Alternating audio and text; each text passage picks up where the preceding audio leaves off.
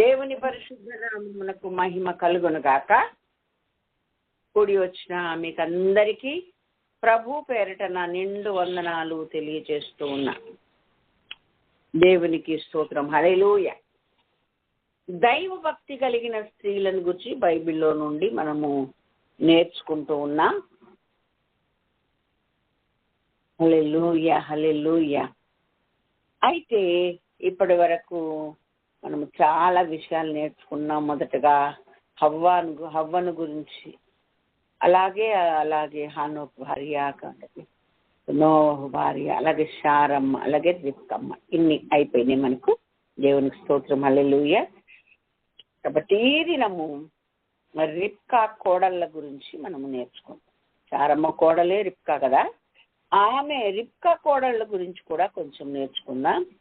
ప్రభు మనకు నేర్పించే ఆ సత్యాలను మనము జాగ్రత్తగా గమనించి మనం ప్రభు సన్నిధిలో సాగిపోదాం. ఆదికాండం 29వ అధ్యాయం మొదటి నుండి మరి మొదటి వచనం చదివితే, అలాగే 4 నుండి 9 వరకు చదివితే అక్కడ కొన్ని విషయాలు వ్రాయబడి ఉన్నాయి. వాటిని నేను చదువుతాను, మీరు శ్రద్ధగా వినమని ప్రభు పేరిట కోరుకుంటున్నాను. యాకోబు బయలుదేరి తూర్పు జనుల దేశమునకు వెళ్ళెను కదండి. రిబ్కమ్మ పారిపో, లాబాన్ అనే మీ మేనమామ ఉన్నాడు పలాని దేశంలో, నానా అన్నయ్య కోపం చల్లారే వరకు మరలా అక్కడే ఉండు, నేను మరలా నిన్ను పిలిపించుకుంటాను అని చెప్పింది. కానీ అవన్నీ జరగలేదని, ఆమె అప్పటికే చనిపోయిందని వాక్యం ద్వారా మనం తెలుసుకుంటున్నాం. సరే, ఏది ఏమైతేనేం తండ్రి కూడా ప్రార్థన చేసి దీవించి మళ్ళా పంపించాడు, వెళ్ళిపోయాడు. ఒక బెర్షెబారణ్యములో చాలా భయంకరంగా రాత్రి చీకటైపోతే అక్కడ రాయిని తలగడగా చేసుకుని అతడు పడుకోవడం, దేవుడు అతన్ని దర్శించి అతనికి తరములకు సరిపడా దేవుడి కార్యాలు చేయబోతున్న విషయాలు అన్నీ తెలియజేయడం. అయితే అక్కడ యాకోబు మళ్ళా ప్రార్థన చేసి, ఏం ప్రార్థన చేశాడు? దేవుడు ఒకటి చెప్తే ఆయన ఒకటి ప్రార్థన చేసి మొత్తాన్ని బయలుదేరి వాళ్ళమ్మ చెప్పినట్టుగా, వాళ్ళ నాన్న చెప్పినట్టుగా బయలుదేరి వెళ్తున్నాడు. మనం యాకోబుని గురించి ధ్యానించుకుంటాం ఈ విషయాలు. ఏమని? దైవ ప్రణాళిక ఒకటి ఉంటే తన సొంతగా తన ఆలోచన చొప్పుని నడుచుకొని కొన్ని కష్టాలు పడ్డారు. ప్రణాళిక ఎక్కడికి పోదు, సుడు తిరిగి అక్కడికే వస్తాం. దారి తప్పితే ఏమవుతామండి? తిరిగి మళ్ళీ అక్కడికే వస్తాం. కానీ ఇంత తిరుగుడు ఉండదు పద్ధతిగా వెళ్తే, దేవుని చిత్త ప్రకారంగా వెళ్తే కదా. అలాగే ఇతనికి కూడా జరిగిందన్నమాట. సరే, చివరికి బయలుదేరి తూర్పు దేశమునకు వెళ్ళి, నేను చెప్తాను అక్కడ విషయాలన్నీ. ఆ ప్రయాణం చేస్తున్నారు. అక్కడ గొర్రెల కాపరులు వాళ్ళ విధానం అక్కడ రాయబడి ఉంది. సరే, అక్కడ ఒక మరి మందలన్నీ సమకూర్చబడిన తర్వాత బావి మీద నుండి రాతి పొర్లించి తప్ప గొర్రెలకు మేత నీళ్లు పెట్టడం అనేది అసాధ్యం అన్నమాట. అలా జరుగుతూ ఉంది. అలా జరుగుతుండగా అక్కడ తోలుకొని రాబడిన ఆ బావి దగ్గరికి తోలుకొని రాబడిన ఆ మందలున్న స్థలానికి తను వచ్చి అక్కడ వాళ్ళను అడిగాడు, మీరెక్కడి వారు అన్నలారా అని అడిగితే, మేము హారాను వారం అన్నా. అయితే హారానులో నాహోరు కుమారులకు లాబాన్ అని ఒక ఆయన ఉన్నాడు, మీకు తెలుసు అంటే, మాకు తెలుసు, అతడు క్షేమంగా ఉన్నాడు. క్షేమంగా ఉన్నాడు. ఇదిగో అతని గొర్రెలు కూడా వస్తుంది, రాహేలు వాటిని తీసుకొని తోలుకొస్తుంది. ఆ రాహేలు ఎవరో కాదు, వాళ్ళ కూతురే, ఆమె గొర్రెలను మేపునది అన్నాడు. 9వ వచనం నేను చదువుతున్నాను. అతడు వారితో ఇంకా మాట్లాడుచుండగా రాహేలు తన తండ్రి గొర్రెల మందల తోలుకొని వచ్చెను, ఆమె వాటిని మేపునది. ఓకే, మరి ఏంటి? మరి మీరు ఇప్పుడే అన్నిటిని తోలుకొచ్చేస్తున్నారు, ఇంకా టైం చాలా ఉంది కదా, మీరు వెళ్ళి మేపుకోవచ్చు కదా అంటే, లేదు మేము ఇప్పటి నుండి మందలన్నిటినీ ఓ దగ్గర చేర్చే తప్ప మేము వాటిని నీటికి పెట్టడం అనేది మా వల్ల కాదు అని అంటే, అప్పుడు అతడు వాళ్ళకు సహాయం చేసినట్లుగా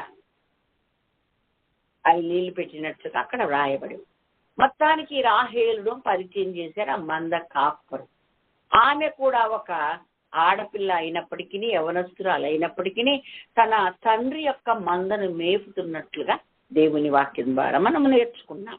అప్పుడు రాహేలు లాబాను కుమార్తె అని చెప్పగానే పరిగెత్తుకెళ్ళి తనను తాను పరిచయం చేసుకొని గట్టిగా మరి బిడ్డను పట్టుకొని ముద్దు పెట్టుకొని నేను ఫలానా అని ఒకరికొకరు పరిచయం చేసుకున్నట్లుగా యాకోబు తనను తాను పరిచయం చేసుకున్నట్లుగా దేవుడి వాక్యంలో ఉంది. ఈ రాహేలు కూడా వెంటనే ఇంటికి వెళ్ళి మరి వాళ్ళ నాన్నగారికి చెప్పడం, వాళ్ళ నాన్నగారు కూడా మరి నాకు సహోదరి కుమారుడు వచ్చాడని పరిగెత్తుకొచ్చి అతని కౌగలించి ముద్దు పెట్టుకుని ఇంటికి తీసుకొని వెళ్ళడం, నా దగ్గర ఉండు అని మరి లాబానుకు తను జరిగిన సంగతులన్నీ చెప్పడం.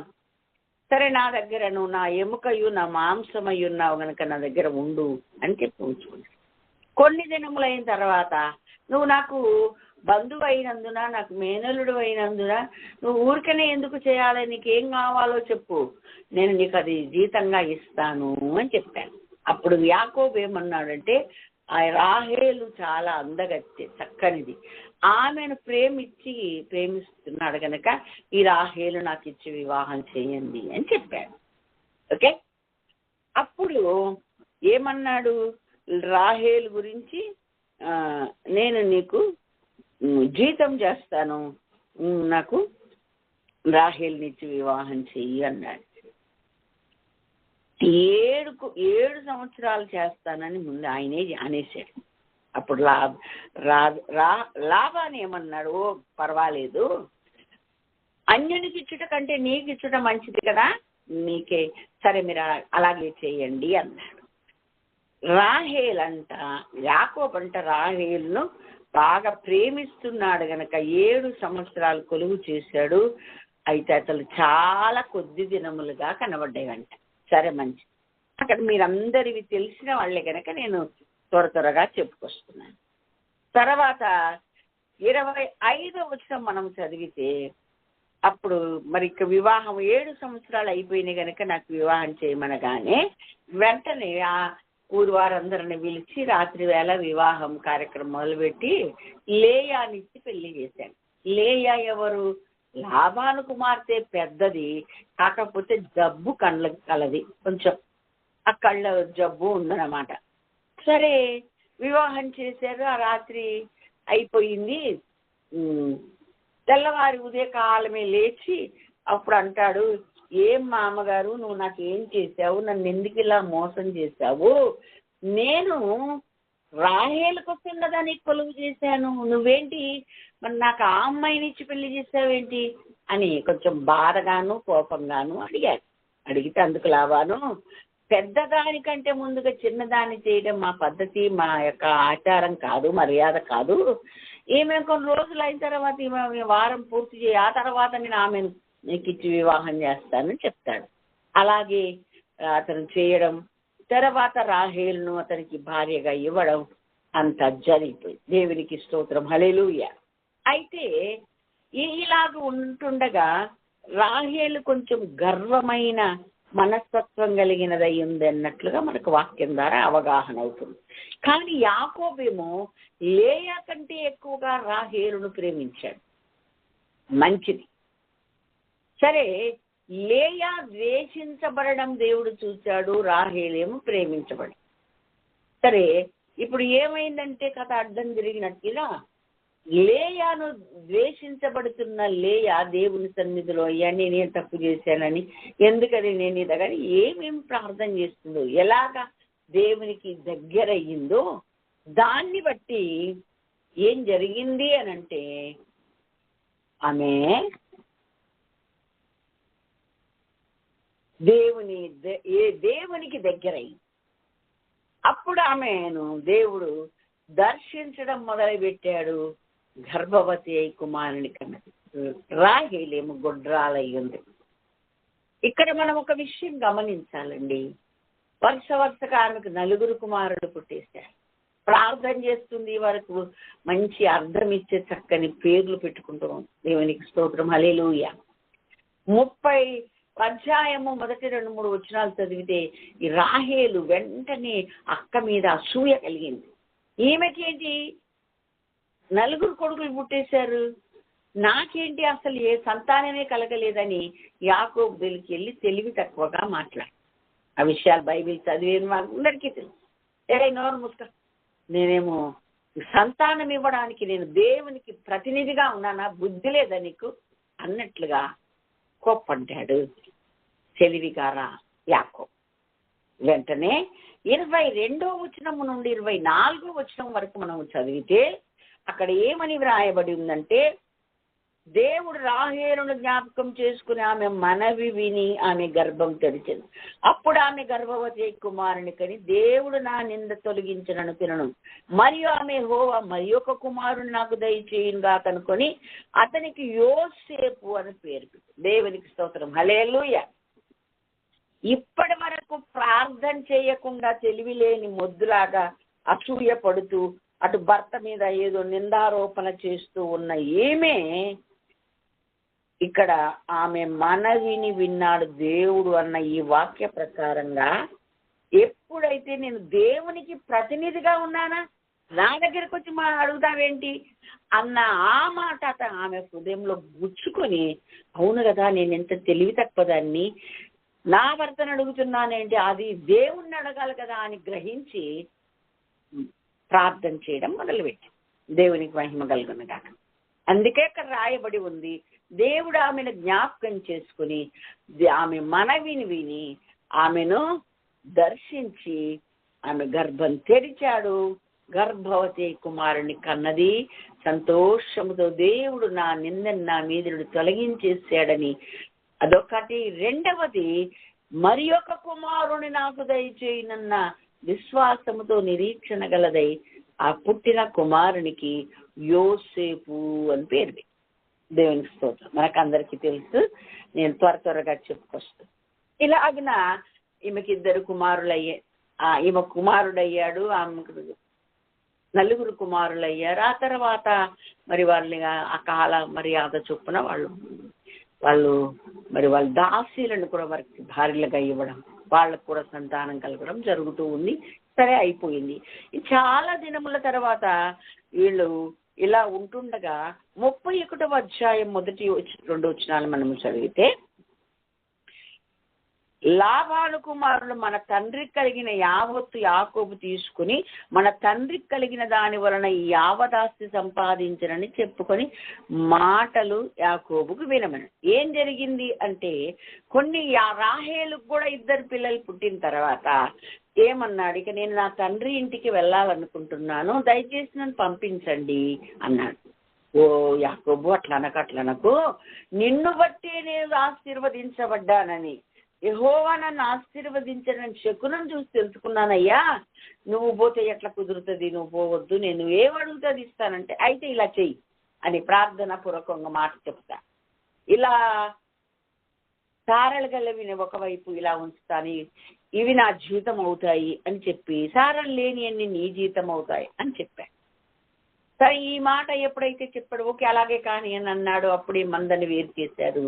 తను ప్రార్థన చేస్తూ ఉన్నాడు, ప్రభువా నీవు నాతో మాట్లాడి నాకు దర్శనమిచ్చి నన్ను ఆశీర్వదిస్తానన్నావు గనక ఇప్పుడు ఆశీర్వదించమంటే, నిజంగా స్వప్నంలో అతడు చూసినట్లుగానే దేవుడు అతనికి ఆ జ్ఞానంతో మాట్లాడడం తెలియజేసినట్లుగానే మందలన్నీ కూడా అతను ఒక జ్ఞానమైన అక్కడ చర్య చేయడం, మందలన్నీ చారలు కలిగిన మరి పిల్లల్ని కనడం, ఇవన్నీ కూడా మనము చూస్తే చాలా లాభాను మందలతో ఉంచక వేరుగా పెడితే మందలో బలమైనవి చారలిగినవన్నీ యాకోబుకు జీతమైనవి, అవన్నీ కూడా చూలు బలహీనమైనవి, అయ్యాళ్ళు మచ్చలు లేని ఆయనకైనాయి. అప్పుడు వీళ్ళకు అసూయ పుట్టిందనమాట. ఏంటి మా అన్ని తీసేసుకున్నాడు, మా నాన్న ఆస్తి తీసేసుకున్నాడని వాళ్ళు చెప్పుకొని మొహం మార్చుకోవడం, లాభాన్ని కూడా మొహం మార్చుకోవడం చూశాడు. చూసి భార్యలతో అన్నాడు, దేవుడు ప్రార్థిస్తే వెంటనే నీ పితరుల దేశానికి వెళ్ళిపో, నేను నీకు తోడుగా ఉంటానని దేవుడు మాట్లాడాడు. అప్పుడు పొలంలో అతను ఉంటూ మరి భార్యలను 2 పిలువనంపి వాళ్లతో, మీ తండ్రి కటాక్షము నిన్న మొన్న ఉన్నట్లు నా పట్ల లేదు, కాబట్టి ఈ విధంగా అతను కానీ మీ అన్నలు కానీ అలా చేస్తున్నారు. కాబట్టి ఇప్పటికే మీ తండ్రి నన్ను మోసపుచ్చి 10 మార్లు నా జీతం మార్చాడు. ఇక్కడ ఒకటి గమనించాలి మనం. వివాహం కాడా మోసమైంది, ఇక్కడ జీతం కాడా మోసమైంది. ఏంటి మోసం? అక్కడ నాన్నను తండ్రిని అన్నను మోసం చేసిన మోసం ఇలా కొయ్యాల్సి వస్తుందన్నమాట. ఒక్కసారి మోసం చేస్తే 10 అంతలు మనము ఫలం కొయ్యాల్సి వస్తుంది అన్న సంగతి గుర్తుపెట్టుకోవాలి. మనుషుడు ఏమి విత్తునో ఆ పంటనే కోయినని చెప్పాడు కొత్త నిబంధనలో దేవుడు. కానీ ఇక్కడ 10 అంతలుగా కోయాల్సి వచ్చింది పాత నిబంధనలో. ఎవరు? యాకోబు. బాధపడ్డాడు. వెంటనే మరి ఎప్పుడైతే దేవుడు స్వప్నం మందు మాట్లాడి, ఇదిగో చూడు, నీవు కన్నులెత్తి చూడు, ఈ విధంగా నీకు చేస్తున్నాను అని చెప్పి, నువ్వెక్కడైతే స్తంభం మీద నూనె పోసావో మరలా తిరిగి అక్కడికే వెళ్ళి, అక్కడ ఆ దేవుడు నేనే గనక నీవు అక్కడికి వెళ్ళి మరలా వెళ్ళమని చెప్పేసి దేవుడు మాట్లాడినప్పుడు వెంటనే మరలా ఈ భార్యలను పిలిపించి అన్నాడు, ఇదిగో సంగతి ఇది, దేవుడు నాకు రాత్రి స్వప్నమందు నాతో మాట్లాడాడు. కాబట్టి ఆయన దీవించబట్టి నేను ఇంతగా మందిని నేను పెంచుకోగలిగాను. లేకపోతే ఆయనే ఈ జ్ఞానం, ఈ తెలివి నాకు చెప్పకపోతే నాకు ఇలా రాదు. దేవుడు నాకు తోడుగా లేకపోతే మీ నాన్న నన్ను ఎప్పుడో ఒట్టి చేతులతోనే పంపించేసేవాడు. ఇది సంగతి అని చెప్పేశాడు. చెప్తే అప్పుడు వాళ్ళు అన్నారు కదా, నేను చదువుతున్నాను. అందుకు రాహేలును లేయాయు, ఇంకా మా తండ్రి ఇంట మాకు పాలు పప్పులు ఎక్కడివి? అతడు మమ్మల్ని అన్యులుగా చూచుటలేదా? అతడు మమ్మల్ని అమ్మివేసి మాకు రావలసిన ద్రవ్యమును బొత్తిగా తినివేసింది. దేవుడు మా తండ్రి యొద్ద నుండి తీసివేసిన ధనమంతయు మాదియు మా పిల్లలనై ఉన్నది కదా, దేవుడు నీతో చేయమని అతనికి ఉత్తరమియ్యగా. దేవునికి స్తోత్రం, హల్లెలూయా. ఇతను భార్యల కొరకు కొలువు చేసినట్లుగా వాక్యం ద్వారా మనం ఎప్పుడు గ్రహించాం, ఎప్పుడో మనకు తెలుసు. ఎన్ని సంవత్సరాలు కొలువు చేశాడండి? 14 సంవత్సరాలు కొలువు చేశాడు. తర్వాత మందల కొరకు ఈ మత్సలు ఇవి కలిగిన ఈ మందల కొరకు ఆయన 6 సంవత్సరాలు చేశాడు. ఈ 6 సంవత్సరాలు 14 సంవత్సరాలకి 20 సంవత్సరాలు ఆ లాబాను దగ్గర ఆ యొక్క పరదేశంలో యాకోబు ఉన్నాడు. ఏమని సాక్ష్యం ఇస్తున్నాడు? ఏం సంపాదించావయ్యా అంటే, సంపాదన సంగతి దేవుడు ఎరుగుగానండి, నేను ఎలాగున్నానంటే, నా స్థితి ఎలాగున్నదంటే, అదిగో నేను పగటి ఎండకును రాత్రి మంచుకును నేను క్షీణించిపోతుని, నిద్ర నా కనులకు దూరమాయను. 1:40 నుంచి నేను చదువుతున్నాను. ఇది వరకు నీ ఇంటిలో 20 ఏండ్లు ఉంటిని, ఈ 2 కుమార్తెల నిమిత్తం 14 ఏండ్లు, నీ మంద నిమిత్తం 6 ఏండ్లు నీ కొలువు చేసింది. అయినను నీవు నా జీతం 10 మార్లు మార్చావు. నా తండ్రి దేవుడు అబ్రహాము దేవుడు, ఇస్సాకు భయపడిన దేవుడు నాకు తోడయ్యుండని ఎడల నిశ్చయముగా నీవు నన్ను ఒట్టి చేతులతో పంపివేసి ఉండువు. దేవుడు నా ప్రయాసము నా చేతుల కష్టం చూచి పోయిన రాత్రి నిన్ను గద్దించినని లాభానుతో చెప్పాడు. ఓకే, ఎందుకని ఇలాగా గద్దించబడ్డాడు అంటే, ఎప్పుడైతే ఈ యొక్క భార్యలను పిలిపించుకొని మాట్లాడి ఇంకా ఇక్కడ ఉండొద్దు అన్న వాళ్ళ సపోర్టును కూడా తీసుకొని 2 భార్యలు ఒకే రీతిగా మాట్లాడారు. ఈ కొలువు చేసి ఇది సంపాదించిన సంపాదన అంతా కూడా మరి మాది మా పిల్లలదే కదా, దేవుడు మనకిచ్చాడు కదా. దేవుడు నీకు ఏం చెప్పాడో, నీకు ఏ ఆలోచన ఇచ్చాడో, ఏ స్వప్నంలో ఏం మాట్లాడో అదే చెయ్యయ్యా, మేము నీకు ఫుల్ సపోర్ట్ ఇస్తామన్నారు. 2 అలా చెప్పేసరికి వెంటనే మొత్తం అంతా సదిరేసి మరి అంత సదురుకోండి అని చెప్పి ఇతడు గొర్రెల బొచ్చు కత్తిరించడానికి వెళ్ళాడు. వెళ్తే ఏం జరిగిందండి? లేయమ్మ చదురుతా ఉంది సామానంతా. తనకున్న చాలా మంది పిల్లలు ఉన్నారు కాబట్టి ఆ పిల్లలందరినీ చదురుతుంది. ఈ వాళ్ళ సామాను చదురుతుంది. అలాగే దాసులు చదురుతున్నారు, పని వాళ్ళు చదురుతున్నారు. ఏమేం చేస్తుందండి? ఈమె చేసేది, ఈమె కూడా చదిరి ఏం చేసిందంటే ఆ తండ్రి ఇంట నుండి గృహదేవతను దొంగిలించి సామాన్లలో పెట్టేసింది. ఎవరామె? రాహేలు. సరే, ఈ విషయం యాకోబుకు తెలియదు. ఇలా వెళ్ళిపోతున్నాడన్న సంగతి లాబానికి కూడా తెలియదు. తీరా వచ్చి అలా గుడారాలు అక్కడ తనిఖీ చేయడానికి అక్కడ వస్తే ఒకరు కూడా వెళ్ళారు. ఊరి ఇటుపోయాక బాబు అని చెప్పేసి వెంటనే అతను వెళ్ళిపోయాడని తెలిసి ఎటు వెళ్ళాడో గ్రహించి ఆ వైపు ఇతను కూడా తన యొక్క బంధువులను వెంట పెట్టుకొని 7 దినముల ప్రయాణం అంత దూరం వెళ్తే గాని ఈ యాకోబు అతను కనపడలేదు. రాత్రి ఒక కొండ మీద అది అతను బస చేశాడు. ఆ రాత్రి దేవుడు మాట్లాడు అతనితో, మేలు కానీ మంచి కానీ చెడ్డ కానీ నువ్వు మాట్లాడకు, జాగ్రత్త అని అన్నాడు. అమ్మోయ్ బాబు అనుకున్నాడు. సరే, ఉదయకాలమే వచ్చి తను యాకోబుని కలుసుకుని, ఏమయ్యా అలా పారిపోయావేంటి? నేనెంత మేళ తాళాలతో ఎంత ఘనంగా నిన్ను సాగనంపేవాడిని, ఏంది అలా చేసావు? ఎందుకు ఇలా చేసావు అంటే, నువ్వు నా అన్ని లాగేసుకుంటావేమో నాకు భయమే, నేను అలా చేశాను అన్నాడు. సరేలే ఫోన్లే అని చెప్పేసి అలా పిల్లలను ముద్దు పెట్టుకుని పంపించేవాడిని. నా మనవరాలు ముద్దు మనవాళ్ళ ముద్దు పెట్టుకునేవాడిని, నా బిడ్డల ముద్దు పెట్టుకునేవాడిని, నేను ఇంత ఘనంగా సాగనంపేవాడిని, ఇలా ఎందుకు చేసేవాళ్ళని. అప్పుడు సరే చేసావు, వస్తే వచ్చారు, నా గృహదేవతను ఎందుకు దొంగిలించారు మీరు అన్నాడు. అసలు యాకోబుకి తెలవదా సంగతి. యాకోబు ఏమన్నాడు? నీ తండ్రి ఇంటి మీద బహువాంఛ గలవాడై పోతే పోయావు, నాకెందుకు దొంగిలించావయ్యా అంటే, అప్పుడు అన్నాడు, అలాంటి పని మేము చెయ్యం అసలు. సరే, నువ్వు వెతుక్కొని ఇష్టం, అన్ని గుడారాలు వెతుక్కు, ఏ గుడారములో ఎవరి దగ్గర దొరుకుతో వాళ్ళు బతకూడదు అని చెప్పి. సరేనని మరి అంత ప్రియమైనదేమో గృహదేవత ఈ లాబాను అన్ని గుడారాలు వెతికారండి. అంటే ఇక్కడ దాకా మనకు ఎవరు రూమ్ వాళ్ళకే ఉన్నట్టు వీళ్ళకి కూడా ఎవరి గుడారాలు వాళ్ళకే ఉన్నాయి. అబ్రహాము గుడారం వేరు, శారా గుడారం వేరు. ఓకే, ఇక్కడ కూడా ఈ గుడారం వేరుగా ఎవరిది వాళ్ళది ఉన్నట్టుగా ఇక్కడ రాయబడి ఉంది. అది మీరు చదువుకుంటే తెలుస్తుంది. లాబాను యాకోబు గుడారం, లేయా గుడారం, దాసీల గుడారం అన్ని ఎతికాడు కానీ ఏమీ దొరకలేదు లాబానుకు.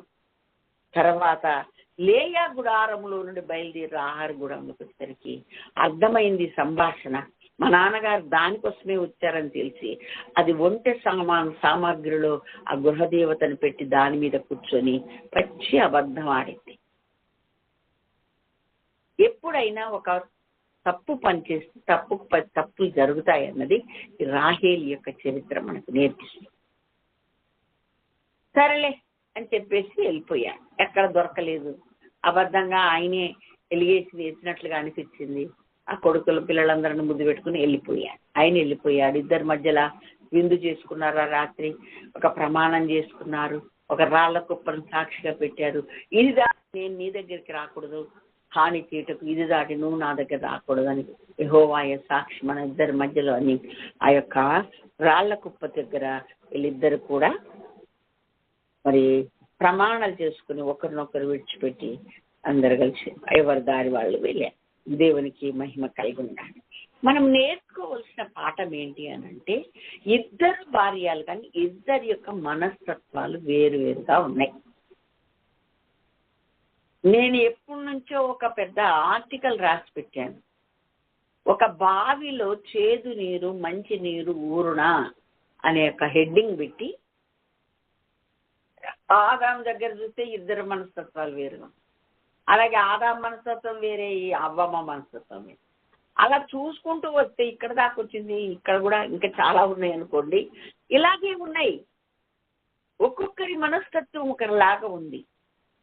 అందుకనే మన మనస్తత్వం ఎలాగుంది, మనలను రక్షించి మన కొరకు ప్రాణం పెట్టి మన కొరకు త్యాగం చేసి దిగి వచ్చి ఆయన రాజ్యం ఇచ్చి ఆయన రాజ్యములో మరి ఏనే అధికారం ఇచ్చినా ఆయనతో సమానంగా చేసుకున్న ఆ తండ్రి మనస్సు ఆ విధానమా, ఆ క్రియల, ఆ పద్ధత మనం చూసుకో.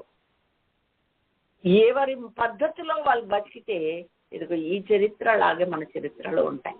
చూడండి, ఇద్దరు ఒక తండ్రి పిల్లలే, ఒకే గుడారంలోనూ ఒక ఇంట్లోనే ఉన్నారు. మనలో ఒక ఆయనకే భార్యలు అయ్యారు. అయినా సరే ఈ విధానం ఏది మంచిగా కనబడట్లేదు. ఎప్పుడైతే జీవము కలిగిన దేవుని కుమారుడిగా, ప్రార్థన యోధుడిగా, తాతల నుండి అబ్రహాం దేవుని, యాకోబు దేవుని, ఇస్సాకు దేవుని అని వింటున్నటువంటి ఈ కుటుంబంలో పెట్టి ఈ ప్రభువు మాట్లాడుతున్న ఇతని పద్ధతిని బట్టి లేయమ్మ పూర్తిగా ఇటు టర్న్ అయిపోయింది. దేవుని స్తుతించడం నేర్చుకుంది, దేవుని సన్నిధిలో ప్రార్థించడం నేర్చుకుంది, దేవునికి ఇష్టరాలుగా బ్రతకడం నేర్చుకుంది. లేయా ద్వేషించబడ్డం దేవుడు చూశాడు, దేవుడు ఆమెకు దగ్గర అయ్యాడు, ఆమె దేవునికి ఇంకా దగ్గరే. దేవునికి మహిమ కలుగును గాక. చూడండి, లోకమంతా మెచ్చుకొని దేవుడే ద్వేషించిండు అనుకో, అంతకన్నా దరిద్రం, అంతకన్నా దౌర్భాగ్యం మరొకట్లేదు. అందుకే మనుషులందరూ మిమ్మల్ని కొనియాడినప్పుడు మీకు శ్రమ అని వ్రాయబడి. ఓకే, కానీ దేవుడే మనలను ప్రేమిస్తూ లోకం ద్వేషించిన ఏం పర్వాలేదు. యోహాను సువార్త 9వ అధ్యాయం 35వ వచనం మనము చదివితే, ఎప్పుడైతే పుట్టి గుడ్డివాడు రక్షణ స్వస్థత పొందాడో, అద్భుతంగా దేవుడు అతన్ని బాగు చేశాడో, ఆ విషయమై ప్రశ్నించడం వాళ్ళందరూ మొదలు పెడితే వాడు మంచిగా జవాబు చెప్పాడు. 10 సార్లు మా ఊటికి మాటి కడుతున్నాడు. నిజంగా నువ్వు గుడ్డోడివేనా, నిజంగా నువ్వు అక్కడ కూర్చున్నోడివేనా, నిజంగా నువ్వు ఆ ఫలానా వాళ్ళ పిల్లోడివేనా ఎన్ని అడుగుతుంటే, ఊరికే మాటి మాటికి ఎందుకు అడుగుతారు, మీరు కూడా ఆయన శిష్యులు కోరతారా అని అడిగాడు. ఏం మాట్లాడుతున్నావు, నువ్వు పాపి వైపు పుట్టి మాకేదో చెప్తున్నావేంటి, మేము మోసే శిష్యులం, ఆయన శిష్యులం మేమెందుకు అవుతారు అంటే, అసలు ఒక అద్భుతమైన కార్యం లోకం పుట్టినప్పటి నుండి ఎప్పుడైనా జరిగిందా? ఇప్పుడు జరిగితే మీరు ఎందుకు ఇలా మాట్లాడుతున్నారు? అది దేవుని చిత్తము చొప్పున జరిగించువాడి వల్ల అవుతుంది. మనమే దేవుడు వింటాడు తప్ప ఎవరి పని మనం వినడు అని మంచి హితబోధ చేశాడు. పోరా, నువ్వేంటి మాకు బోధిస్తున్నావని అతన్ని వెలివేశారట. 35వ వచనం చదివితే, పరిసయ్యులు అతన్ని వెలివేశాడని యేసయ్య విని అతన్ని కనుగొని అతని దగ్గరికి వచ్చి దాంతో మాట్లాడి అతనికి తన్ను తాను బయలుపరుచుకున్నట్లుగా 35-36 వచనాల్లో వ్రాయబడు. దేవునికి మహిమ కలుగునగా. హల్లెలూయా. ఇతడు రక్షకుడని అతనికి ఇంకా తెలియదు, కానీ ఇతడు ఒక గొప్పవాడు, ఇతడు ఒక అద్భుతాలు చేసేవాడు, ఆశ్చర్యకార్యాలు చేసేవాడన్న మాత్రమే అతనికి అవగాహన, గ్రహింపు వచ్చింది. అతను కూడా ఒక చక్కని సాక్ష్యం ఇచ్చాడు. అతని ఎలాంటి వాడో నాకు తెలియదు, ఎందుకంటే పాపి అంటున్నారు వాళ్ళు. ఏమో ఆయన పాపియో కాదో నాకు తెలియదు, నేనొకటి చెప్తాను, నేనొకటి ఎరుగుదును. ఏమని? నేను ఒకప్పుడు గుడ్డివాడిగా ఉన్నాను, ఇప్పుడు చూస్తున్నాను. దేవునికి స్తోత్రం. హల్లెలూయా. లోకానికి మనం ఇదే చాటించాల్సి ఉంది, లోకానికి మనం ఇదే జవాబుగా చెప్పాల్సి ఉంది. ఎందుకంటే నా అనుభవ సాక్ష్యం ఇది. అటా ఇటా అనేది పనికిరాదండి, అనుభవించి చెప్పాలి, అనుభవ సారం చెప్పాలి. ప్రవచన స్వారమైన ఆత్మను దేవుడు మనకిచ్చాడు, మనతో వాక్యంలో మాట్లాడుతున్నాడు. ఆయన ఏం అయి ఉన్నాడు, నువ్వు కూడా అనుభవపూర్వకంగా ఎరిగిన దానవుగా సాక్ష్యం ఇవ్వాలి. వాళ్ళు చెప్పారు, ఆ దైవజనుడు చెప్పాడు అదట ఇదట అనేది ఎప్పటికీ పనికిరాదండి. అటాగిట కాదు, నువ్వేం విన్నావో, నువ్వేం అనుభవించావో, నువ్వేం చూసావో, నువ్వేది కనుగొన్నావో చెప్పా. అందుకే 1 యోహాను పత్రిక 1వ అధ్యాయముల వల్ల అంటారు, ఏది మేము నిదానించి చూసామో, దేనిని మా చేతులు తాకి చూచెను, ఏది మా కన్నులారు చూసాము, ఎక్కడ మేము ఏది అనుభవించామో అదే మేము చాటుతున్నామని చక్కని సాక్ష్యం ఇస్తారు. 1 యోహాను పత్రిక 1వ అధ్యాయం మరి 2-3 వచనాల్లో అక్కడ 1వ వచనంలోనే అక్కడ చక్కగా రాశారు. నాకెంత ఇష్టం. మన అనుభవ సాక్ష్యం కూడా అదే ఉండాలి.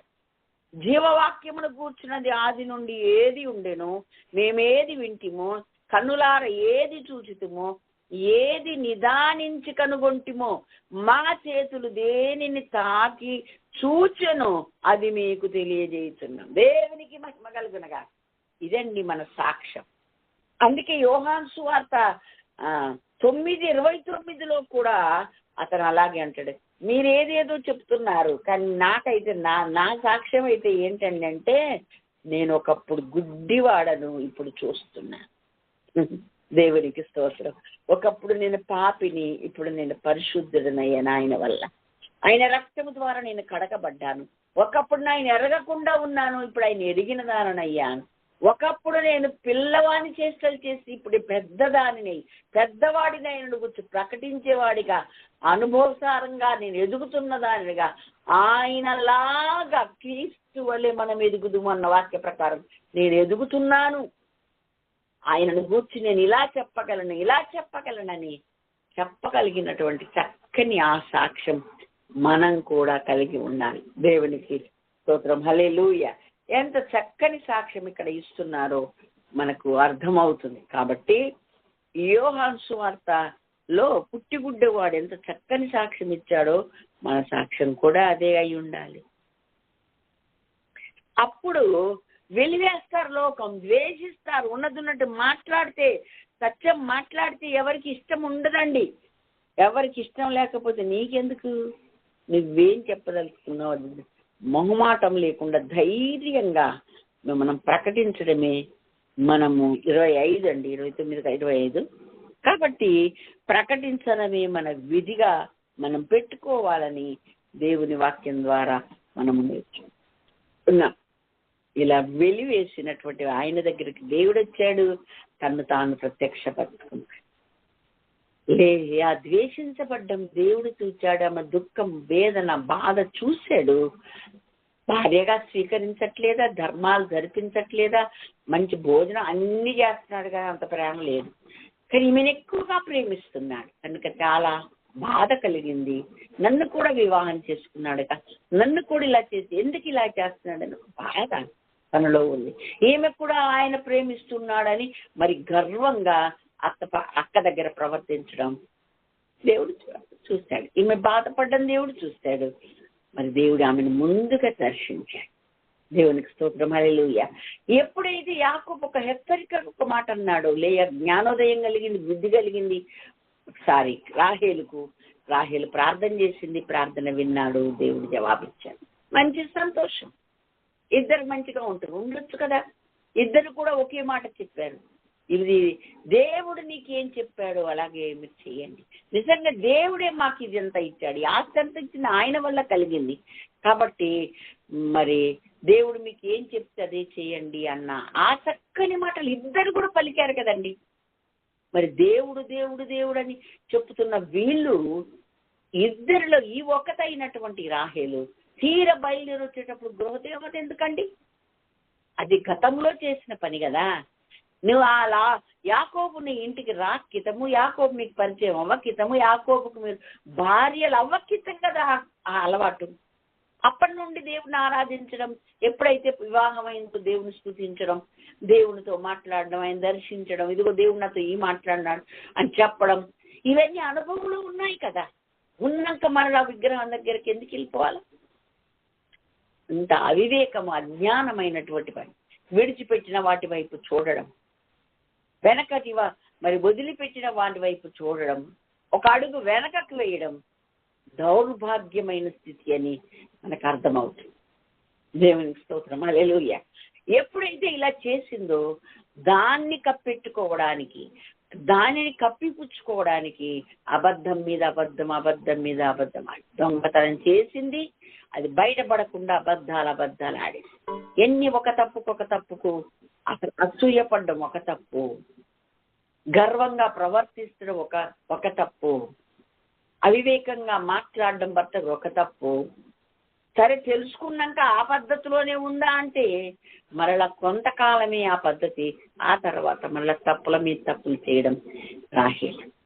అందుకని బాహ్య సౌందర్యం కంటే అంతరంగ స్వభావం మనకు చాలా మంచిది.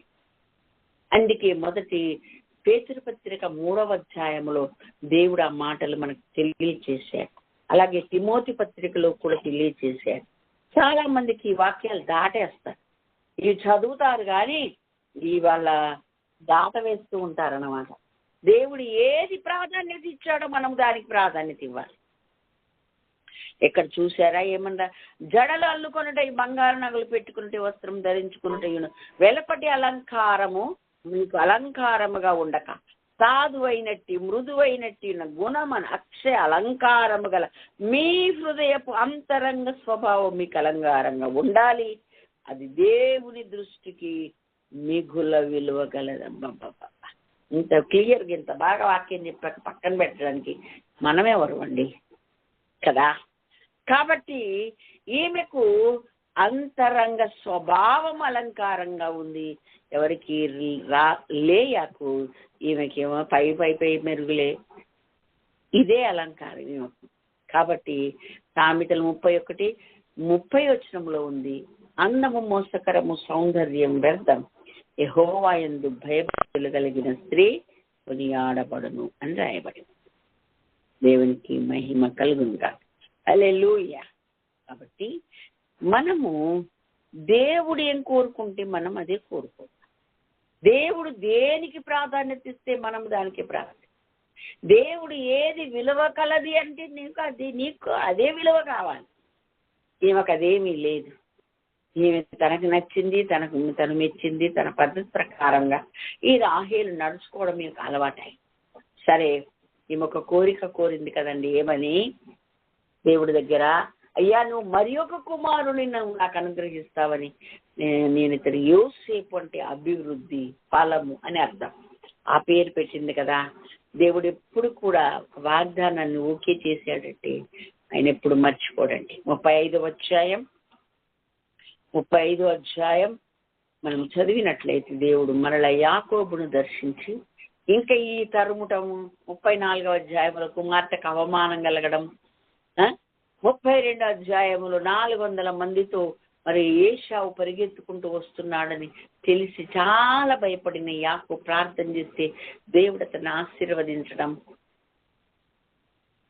దేవుని చేత ఆశీర్వదించబడిన వాడుగా, నిజమైన ఆశీర్వాదం, ఒక చక్కని వాగ్దానం పొందిన వాడుగా యాకోబు ఉండడం, ఇదంతా జరిగింది. సరే, 35వ అధ్యాయం వచ్చేసరికి ఇక్కడ మరి దేవుడు నాకు కనపడి బేతేలుకు వెళ్ళమని నాకు చెప్పాడు. నీవు పారిపోయినప్పుడు నీకు కనపడినటువంటి నీ దేవుడి దగ్గర మరి దేవునికి నువ్వేమేం చెప్తానన్నావు, ఏం చేస్తానన్నావు, ఏం చేయమని నీకు చెప్పాడు, అవన్నీ చెయ్యి. మీరు ముందు శుచిపరచుకోండి, అన్య దేవతలను పారవేయండి, మిమ్మల్ని మీరు శుద్ధం చేసుకోండి అంటే నిజంగా అక్కడ కూడా వస్త్రాలు మార్చుకున్నారు. మొత్తం అన్య దేవతలకు సంబంధించినవన్నీ తీసి, నేను చిన్నగా ఉన్నానండి, స్కూలింగ్లో ఉన్నాను అప్పుడు. ఎందుకంటే మరి పుట్టుక మరి బై బర్త్ నుండి కూడా అమ్మ వాళ్ళందరూ కూడా ఈ సమర్పణలో ఉన్నారు. కాబట్టి నేను కూడా మరి మా పిల్లలమైన మేము కూడా అలాగే పెరిగాం, అలాగే ఎదిగాం కదా. నేను నా పిల్లల్ని అలాగే పెంచి సరే అయిపోయింది. అట్లా ఉంటున్నప్పుడు ఏంటే నువ్వు అని మా ఫ్రెండ్స్, ఏమైంది ఈ చిన్న బొట్టు పెట్టుకొని చూడు ఎంత అందంగా ఉంటావే, నోరు మొత్తం నాకు పెట్టు, నేను పెట్టుకోం తప్పది అని కోపాడు. కాబట్టి చెవులకు చేతులకు వేసుకోవచ్చు కదని, ఎందుకు అలా చేస్తారు, అలా ఎందుకు అలా వేసుకుంటే బాగుంటావే నువ్వు.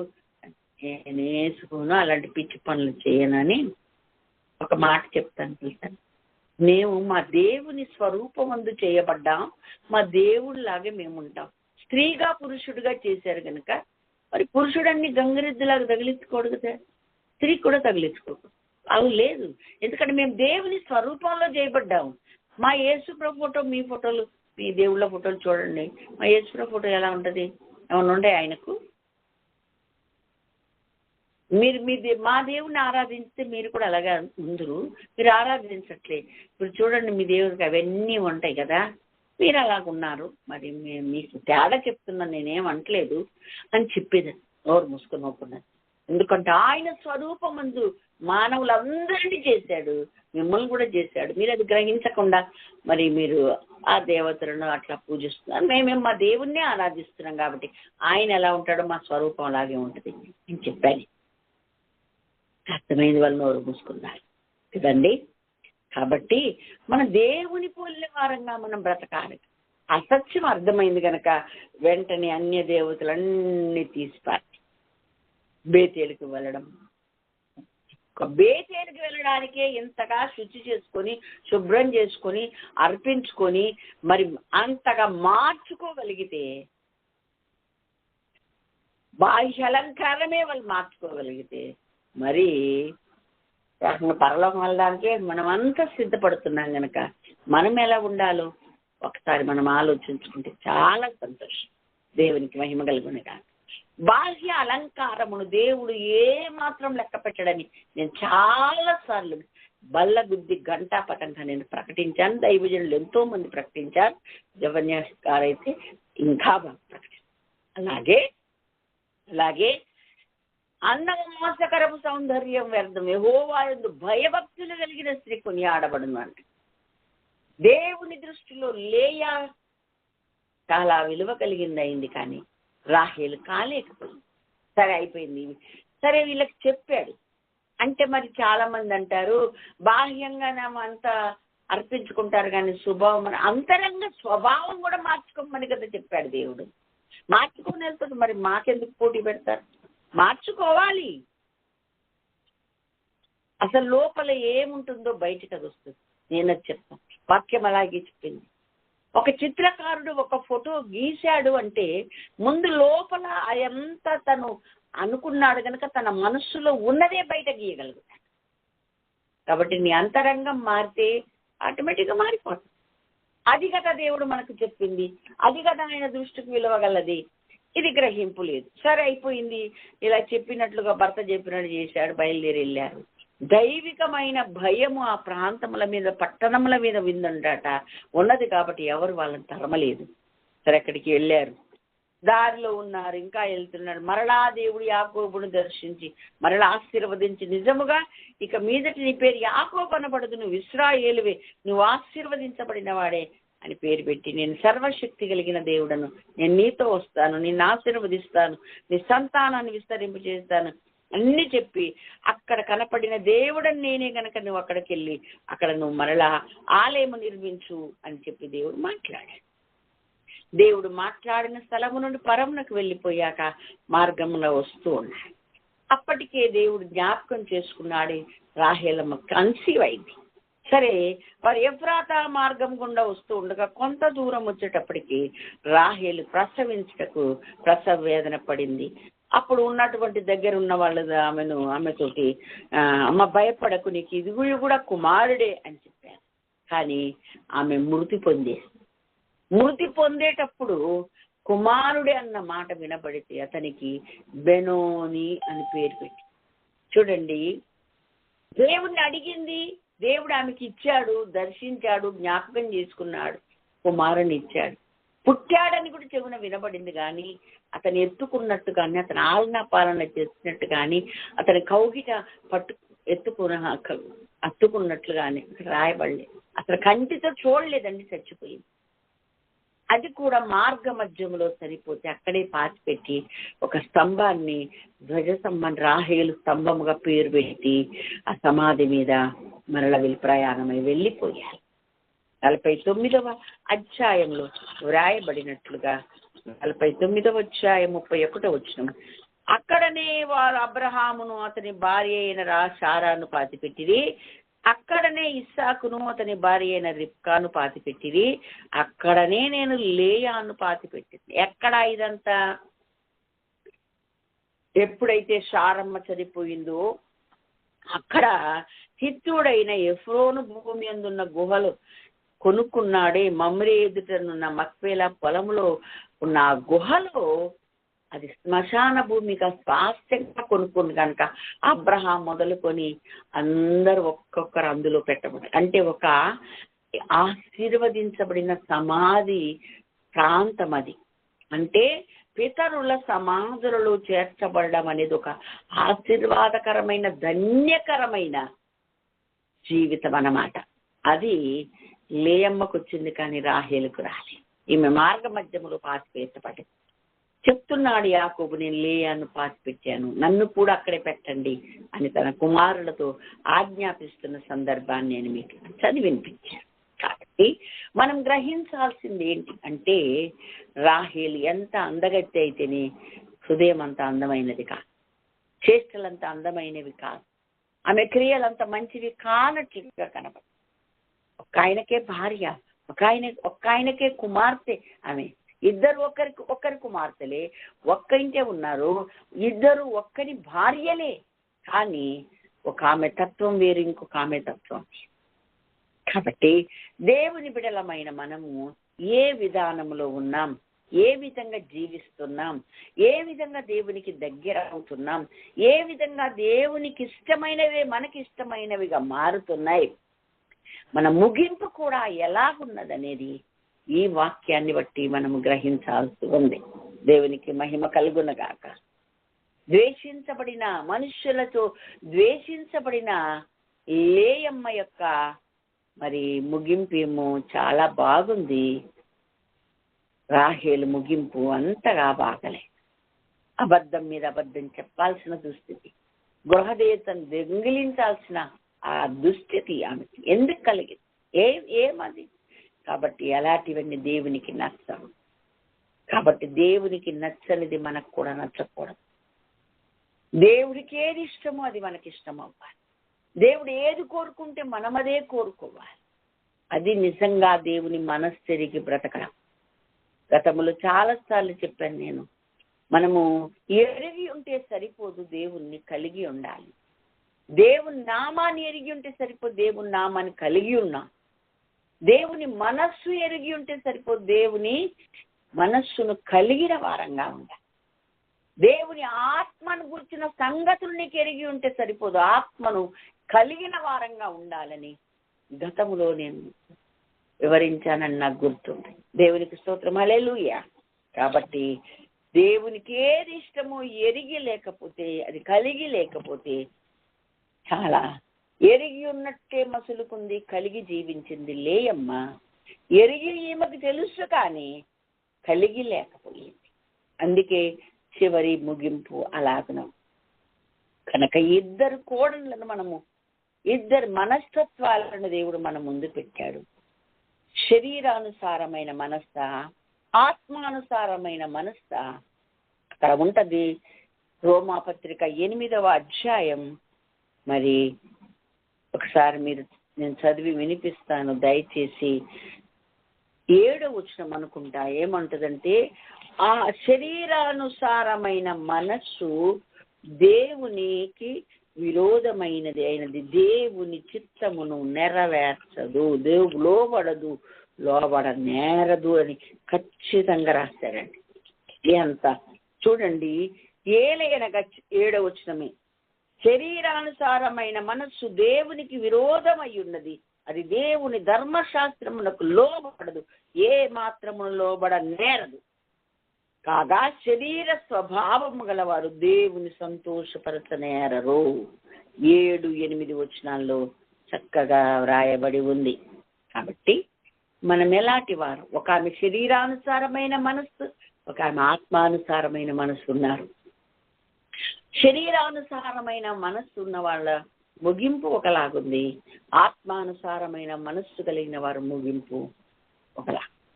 అది ఆశీర్వాదకరంగా శ్రేష్టమైనదిగా వాక్యంలో మనకు కనబడుతూ ఉండగా, ఇది కొంచెం బాధాకరమైనదిగా మనకు కనబడుతుంది.